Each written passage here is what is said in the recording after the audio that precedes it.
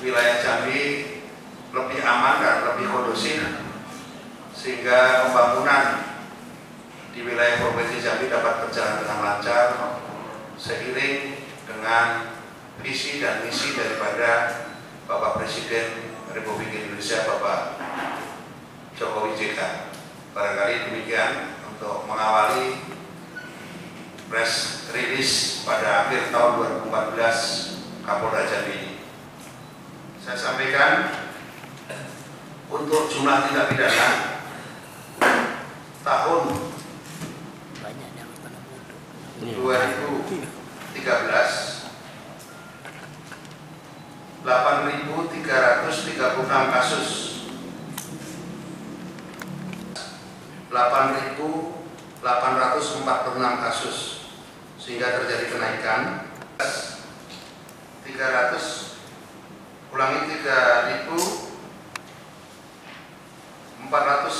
kasus atau selesai 41%, dan tahun 2014 selesai 3.522, selesai 40%. Laka lantas tahun 2013 843 kasus, dan tahun 2014 784 kasus. Ini cukup signifikan naiknya. Lalu yang bisa diselesaikan untuk pelanggaran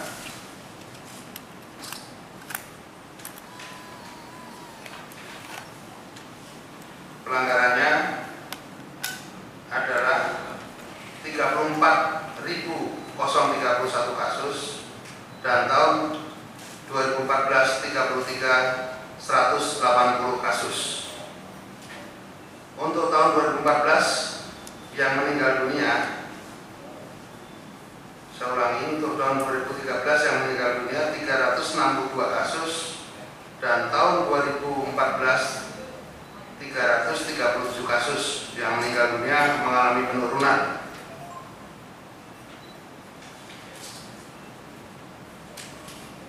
Saya ulang untuk laka lantas. Laka lantas tahun 2013 843, tahun 2014 784, ulangi 784. Jadi mengalami penurunan. Demikian juga pelanggarannya dari 34.031 penurunan. Sedangkan kasus-kasus menonjol untuk tahun 2014 ini terdiri dari curas dan curanmor. Curas tahun 2014 1.702 bisa diselesaikan 425. Sedangkan tahun 2013 curat 1.642 bisa diselesaikan 411. Sedangkan curanmor pada tahun 2014 1.475 bisa diselesaikan 203. Sedangkan tahun 2013 1.207 dapat diselesaikan 188 kasus. Curas pencurian dan kekerasan tahun 2014 271 diselesaikan 85, sedangkan curas tahun 2013 337 diselesaikan 79. Ini tahun 2014 cukup bagus curas, menurun kasusnya tapi penyelesaiannya naik. Untuk peti ini tahun 2014 dari 12 kasus dapat diselesaikan 6 kasus, tersangkanya 44 orang. Sedangkan 2013 10 kasus dapat diselesaikan 9 kasus. Untuk kasus BBM tahun 2014 ada 40 kasus, dapat diselesaikan 17 kasus. tahun 2013 72 kasus, diselesaikan 27 kasus. Selanjutnya illegal looking, tahun 2014 5 kasus diselesaikan 8, tahun 2013 13 kasus diselesaikan 11. Untuk kasus narkoba ini tahun 2014 menaik cukup signifikan, tapi penyelesaiannya juga bisa diselesaikan dengan baik karena narkoba jujur kasus terungkap itu kalau kita melakukan kegiatan yang kuat, dalam arti dilakukan operasi dan dilakukan pencarian di mana narkoba tersebut bisa muncul. Karena narkoba kalau berdasarkan laporan, orang pecandu narkoba tidak mungkin melapor, tapi operasi yang dilakukan oleh kepolisian. Narkoba tahun 2014 ada 321 kasus, dapat diselesaikan 320 kasus, karena kalau narkoba kita tangkap pasti ada tersangka dan barang bukti. Sedangkan tahun 2013 309 diselesaikan 271, sehingga mengalami kenaikan. Untuk kasus korupsi tahun 2014 ada 5 kasus, tapi kita menyelesaikan 7 kasus karena ada tunggakan-tunggakan di tahun 2013. Untuk tahun 2013-nya ada 8 kasus, dapat diselesaikan 4 kasus. Demikian untuk ANEF, evaluasi, analisa dan evaluasi perbandingan tahun 2013 dibandingkan tahun 2014. Ini yang saya sampaikan hasil data yang dihimpun oleh Karo Polda Jambi berdasarkan laporan dari seluruh para Kapolres dan Direktur Operasional di wilayah Polda Jambi. Demikian untuk press release kami.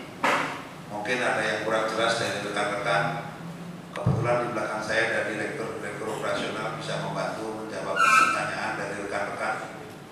Kalau ada yang ingin ditanyakan, kami berikan kesempatan kepada rekan-rekan.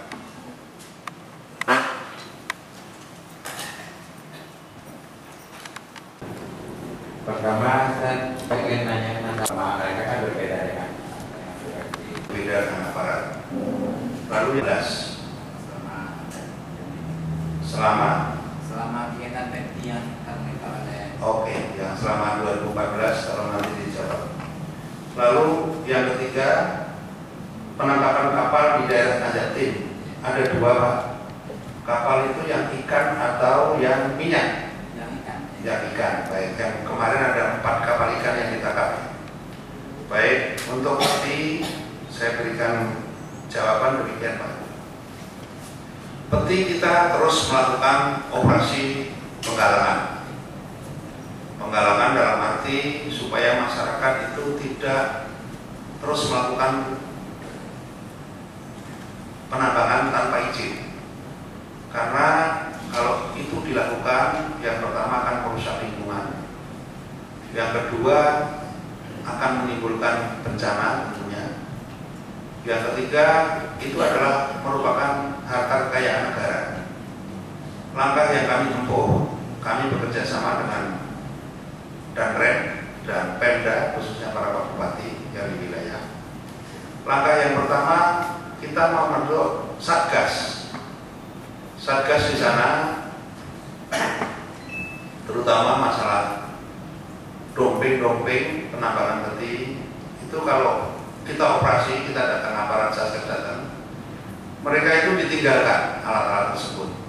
Kita sudah himbau, sudah larang, tapi tetap aja dia melakukan. Tapi pada saat kita datang, mereka meninggalkan alat-alat tersebut. Langkah yang kami lakukan bersama Pak Danrem, maka alat-alat tersebut kita musnahkan. Kita hancurkan di situ, dirusak supaya mereka tidak melakukan peti lagi. Dan itu sudah ada beberapa tempat sudah kita lakukan kemarin di Merangin, di Sorolakom kita lakukan demikian. Karena kalau kita lakukan dengan tindakan operasi, yang pertama itu dikhawatirkan nanti yang kita berhadapan dengan ibu-ibu dan juga anak-anak, dan ini yang akhirnya yang terjadi nanti mereka menyalahkan aparat kalau kita menindak tegas. Jadi langkah kita adalah memusnahkan alat-alat yang digunakan untuk melakukan pertandingan, dan itu terus kita lakukan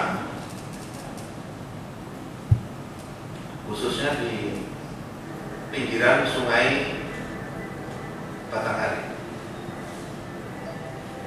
Lalu untuk korban yang meninggal dunia nanti Mas Ali selaku ini bisa disampaikan jumlahnya.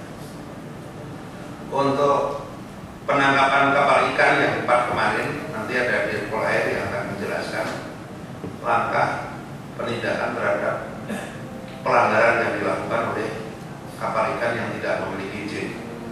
Kami berikan kesempatan pada Dirpol Air dulu untuk menyampaikan masalah penangkapan kapal ikan. Diberikan kesempatan. Baik, terima kasih Bapak Kapolda. Yang saya hormati Bapak Kapolda dan para pejabat utama serta rekan-rekan sekalian. Tadi ada satu pertanyaan dari Pak Helmi dari Media Indonesia, Pak ya, berkaitan dengan kasus kapal ikan. Jadi beberapa waktu yang lalu memang dari kita, dari Direktorat Kepolisian Perairan itu menangkap ada 4 kapal ikan lokal, ya, jadi supaya digarisbawahi. Dan ditemukan di atas kapal itu mereka tidak memiliki yang namanya surat izin berlayar. Dan dari pengembangan pemeriksaan ditemukan juga bahwa mereka menggunakan sarana alat tangkap yang bukan semestinya. Kemudian dari hasil koordinasi kita dengan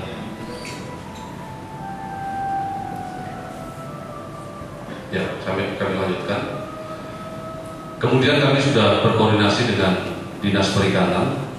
Jadi ada pertimbangan sosial di sana, bahwa yang kita temukan ini adalah nelayan-nelayan lokal, dan kita juga sama-sama mengerti bahwa ada kebijakan dari pemerintah supaya untuk membantu nelayan-nelayan kecil atau nelayan-nelayan lokal.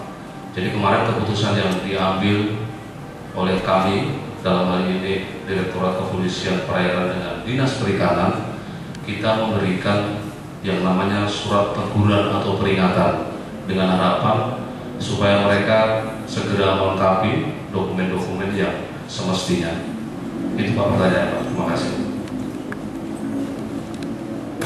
Terima kasih Pak Dirpol Air. Mungkin bisa dijelaskan oleh Bapak Karo yang meninggal dunia selama tahun 2014 ada berapa Pak? Terima kasih Pak Kapolda. Jadi korban peti yang kami dapat dari Polres, mungkin juga nanti kita akan cek lagi, itu ada sekitar 9 orang Pak di tahun 2014 ini ya. Jadi itu dari Merangin, kemarin kita kejadian yang kita ini Merangin, tapi sebelumnya ada juga mungkin tidak laporkan. Menurut data laporan dari Polres yang kita dapat 9 orang di tahun 2014 ini. Tapi nanti kalau umpamanya ada ini ya, akan kita baca. Terima kasih Pak. Salah satu sasaran yang akan kita lakukan tindakan tegas. Namun hingga sekarang kita bersama Pak Danrem membuat dengan cara kita sosialisasi penggalangan sebelum kita melakukan tindakan. Caranya antara lain kita kemarin bakti sosial, kita donor darah di sana, kita pengobatan operasi kemarin gabungan antara TNI dan Polri. Terus kita melakukan penyuluhan, terus kita melakukan operasi juga, dan operasi itu sudah sering yang beberapa tersangka yang sudah kita bisa tangkap di daerah itu. Namun tentu tidak semudah kita membalik tangan, kita terus berupaya, dan di awal Januari ini nanti kami bersama Pak Gubernur, Pak Wali Kota akan membangun pos Babin Kamtibmas dan pos Babinsa yang akan dilakukan oleh Pak Wali Kota, sehingga diharapkan di daerah tersebut nantinya menjadi daerah yang bebas untuk siapa saja bisa masuk. Yang terindikasi ya saat ini di sana termasuk daerah tertutup, namun kami bersama Pak Danren terus melakukan upaya supaya daerah tersebut bisa siapa saja bisa masuk dan bisa kita tempatkan pos Babin Kamtibmas dan Babinsa, dengan harapan tempat tersebut tidak merupakan tempat yang terisolir, tapi siapa saja bisa masuk. Itu yang pertama. Lalu mengenai bandar-bandar narkoba, memang kita sudah memiliki datanya. Namun bandar-bandar tersebut jarang berada di tempat yang Bapak maksud itu. Mereka tentu tidak ada di tempat, sehingga beberapa kali kita lakukan operasi di daerah itu, hasilnya nihil. Dalam arti narkoba itu bisa ditangkap kalau ada barang bukti. Kalau kita tidak memiliki barang bukti, hanya berdasarkan praduga, maka kita tidak bisa melakukan tindakan terhadap narkoba. Terus kenapa narkoba di tahun 2014 ini meningkat? Kami sampaikan seperti yang tadi, bahwa narkoba itu meningkat kalau tertangkap. Kalau tidak tertangkap, itu tidak ketahuan. Meningkat karena aktifnya jajaran kepolisian melakukan razia dan operasi. Hampir setiap seminggu 2-3 kali tersangka narkoba tertangkap. Mungkin bapak-bapak, ibu-ibu juga selalu bisa mengekspos masalah kasus-kasus narkoba yang selalu saya korban juga ke grup BBM bapak-bapak dan ibu-ibu sekalian, sehingga setiap kami mengungkap kasus, kami pun tidak menutup dan kami langsung paparkan di grup BBM, sehingga bapak ibu sekalian bisa langsung menyampaikan kepada masyarakat atas upaya-upaya yang dilakukan oleh jajaran kepolisian di daerah Polda dan Polres-Polres. Lalu berkaitan dengan masalah dompet yang Bapak sampaikan, yang mantan dulu mencalonkan sebagai Bupati Kala, itu mereka sudah pernah kita panggil Pak, dan sudah kita wawancarai, dan mereka sudah tidak memiliki alat kaki. Dulu mungkin pada saat itu beliau berkeinginan untuk menjadi bupati, menyampaikan sesuatu, janji-janji kepada masyarakat, dan ternyata tidak jadi. Akhirnya alat-alat mereka pun sudah kita inventarisir, sudah tidak memiliki lagi. Demikian, dan dompet-dompet yang masih ada pun kami bakar, kami masukkan ke sungai. Kami masukkan ke sungai, ada buktinya, ada foto-fotonya pada saat kita membakar dompet dan kita buang ke sungai, agar mereka tidak melakukan aktivitas seperti kembali. Ini yang kami sampaikan. Terima kasih. Lihat. Dan dalam kasus apa saja selama 1 tahun. Lalu yang kedua, apakah di wilayah Jambi karena banyak narkoba ada pabrik narkoba? Jadi yang pertama saya sampaikan bahwa Bapak Ibu sekalian, kami selaku Kapolda sudah membuat maklumat. Maklumat ditandatangani oleh yang bersangkutan dan oleh komandan satuannya. Seluruh anggota membuat maklumat berjanji tidak akan menggunakan narkoba, dan kalau ternyata terindikasi narkoba, maka yang bersangkutan bersedia untuk di PTDH dan tidak akan menuntut kepada siapapun. Itu ditandatangani di atas materai, dan seluruh anggota sudah membuat, mungkin sekarang sekitar 80% yang sudah melapor kepada kami, mungkin yang 20% masih dalam proses, tapi seluruhnya membuat komitmen bahwa nanti kalau terindikasi dan terbukti positif cek urin dan positif itu narkoba, maka yang bersangkutan bersedia untuk di PTDH dan tidak akan menuntut kemana-mana.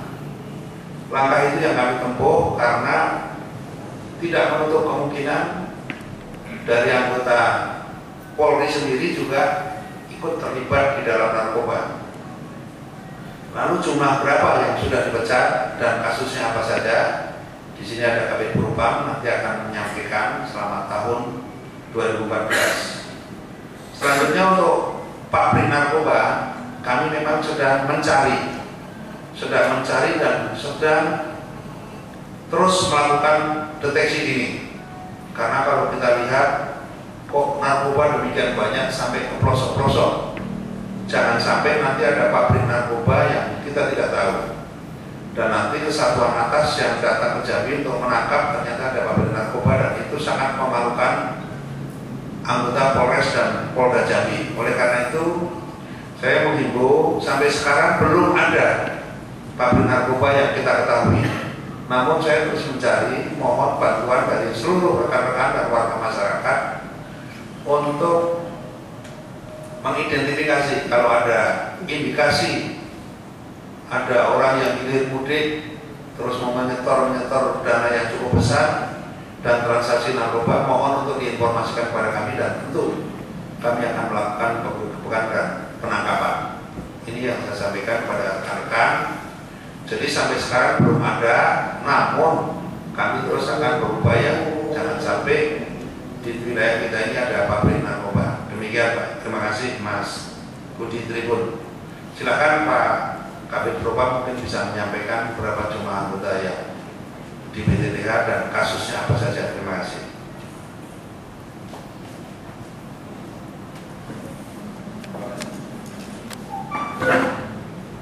Terima kasih yang terhormat Bapak Kapolda. Kepada Mas Budi, kami sampaikan bahwa untuk kurun waktu Januari sampai dengan Desember 2014, anggota yang di PTTH sejumlah 9 orang. 9 orang ini kasusnya 9-9-nya ini adalah disersi, meninggalkan dinas tanpa izin pimpinan lebih daripada 30 hari berturut-turut. Jadi ini sudah dilakukan sidang kode etik profesi Polri dan direkomendasikan PTDH. Dan ini sudah di PTDH dan sudah ada speknya.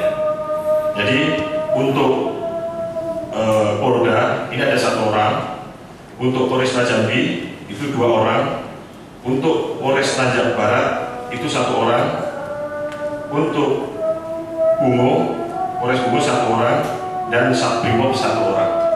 Jadi total ada 9 orang selama kurun waktu 2014. Jelas? Kira-kira cukup ya? Terima kasih. Itu harus berhati-hati untuk melakukan penahanan, karena kasus tindak pidana korupsi ini harus betul-betul dicermati, karena pelakunya adalah pejabat, dan kalau nanti tidak terbukti maka kita kesulitan untuk memproses berikutnya. Oleh karena itu khusus tindak pidana korupsi kita akan melakukan penahanan kalau sudah betul-betul terbukti yang bersangkutan korupsi. Karena kalau tidak, kita nanti akan mengalami kendala berkas. Kadang-kadang kita sudah majukan ke kejaksaan, tiba-tiba kejaksaan ini bukan tindak pidana korupsi, harus merubah pasal dan lain sebagainya. Ini tidak masuk kalau korupsi karena tidak ada kerugian negara. Padahal kalau kita lihat itu sudah jelas-jelas merupakan tindak pidana korupsi. Sehingga kami khusus tindak pidana korupsi tidak mudah untuk melakukan penahanan. Berbeda dengan kasus-kasus konvensional seperti curanmor, itu sudah jelas mereka pidana. Kalau pidana korupsi itu harus detail. Apakah betul ada kerugian negara yang ditimbulkan? Apakah betul yang bersangkutan menyalahgunakan kewenangan jabatan? Dan apakah betul itu masuk tindak pidana korupsi? Sehingga kami untuk melakukan penahanan lebih berhati-hati, lebih bagus berkas kita serahkan ke kejaksaan. Nanti kalau disidangkan di bukan kejaksaan, mau ditahan mau tidak, kalau memang sudah terbukti bersalah. Demikian untuk kasus tindak pidana. Polres Serang itu memang yang bersangkutan akan mengambil sawit brondong. Sawit brondong itu adalah sawit yang jatuh, yang diambil oleh masyarakat, dan itu selalu dibeli oleh para penadah. Jadi mereka memang mau masuk itu melakukan hasil curian dari masyarakat mau dibeli, sehingga mereka dilarang. Terus mereka terjadi salah paham, berkelahi. Sudah diperingatkan tapi dia masih nekat, sehingga waktu itu diberikan peringatan, tembakan peringatan.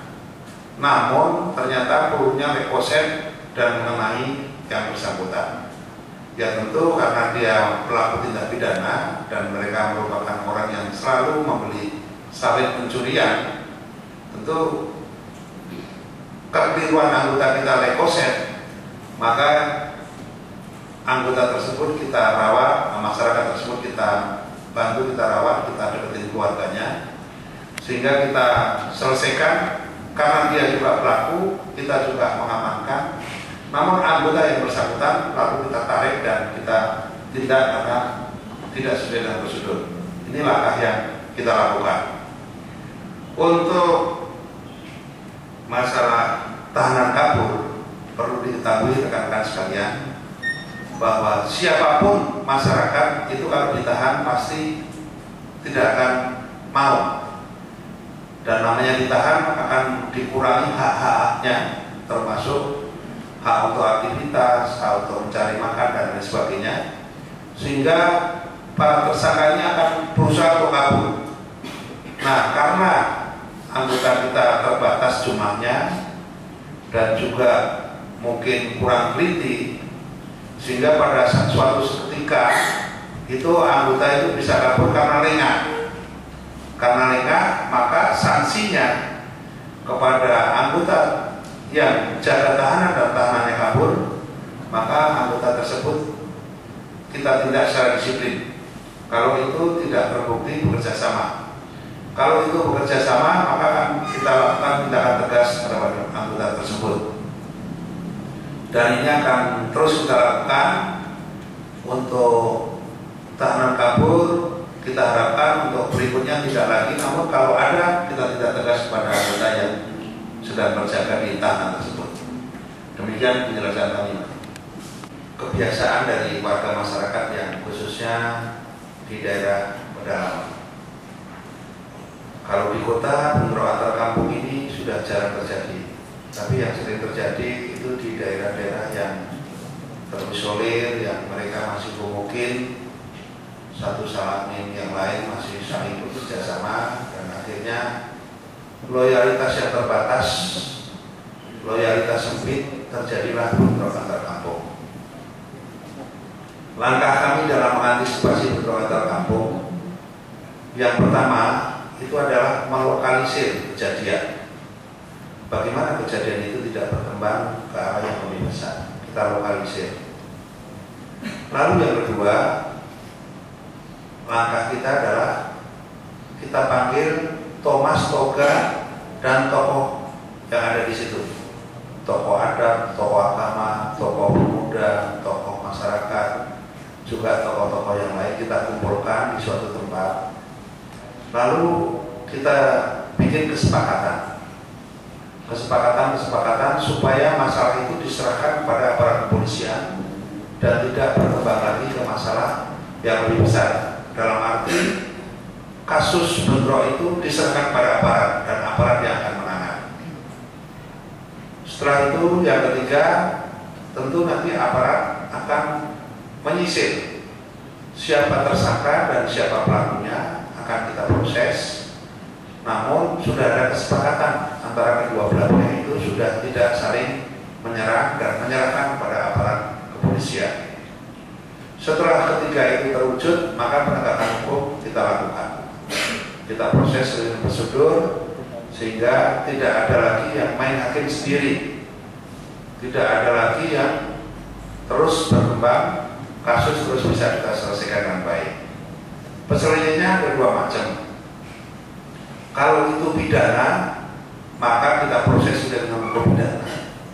Namun kalau itu masalahnya masalah adat, kita selesaikan dengan cara adat. Ini yang kita lakukan, dan alhamdulillah dengan cara melokalisir, menyelesaikan dengan